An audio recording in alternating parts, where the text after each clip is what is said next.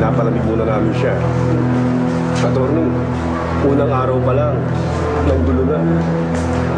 Sige na naman, Hepe. Mas pilang minuto lang. Attorney, alam mo batas. Kung andito ka bilang abogado niya, sana hindi mo sinama si Rachel. Teka, akala ko ba walang mangyayaring masama dito kay Levi? Rachel, si Levi ang nagpasimula ng gulo. Ibang mundo tong pinasok niya. At hindi pa pwede na maghari-harian siya dito agad. Huwag kang mag-alala. Siguro sa maraming parang makakatulong dito kay Levi.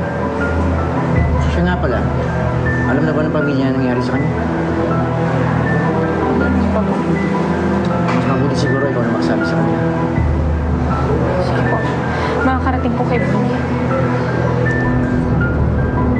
Mateo, alam mo ba kung ano yung hinihinging kapalit ni Mayor para dun sa pelikula ni Rachel? Kaya nag-ulbroto yung anak mo? At pinagtanggol ni Levi? Eh, gusto siyang gawing kabit ni Mayor eh. Eh, ano ba naman kung may kabit siya ni Mayor? Eh, kasi naman mapadpad siya dito sa pesteng lalaki doon na driver lamang ng anak ng Mayor. Eh, mas may naman dumigit siya sa Mayor mismo, di ba? Ikaw, naririnig mo ba yung sinasabi mo? Hoy, matino ang anak ko, ha?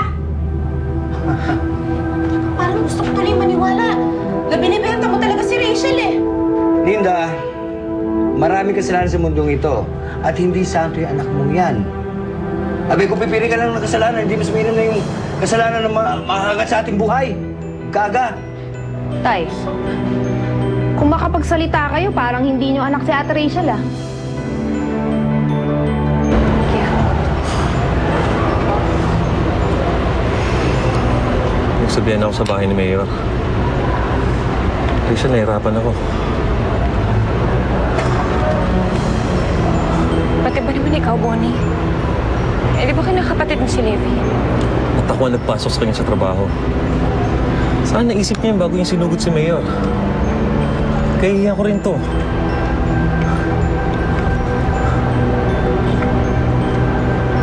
Pupunta akong pamilya ni Levi.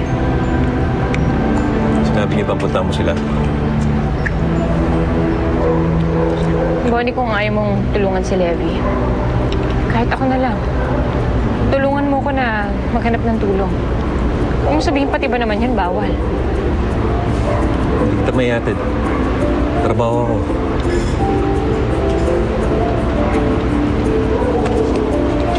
Rachel, subukan mo lumapit sa amo ko. Kay Ma'am Rowena. Ikinig yun sa'yo. Gusto ka nun.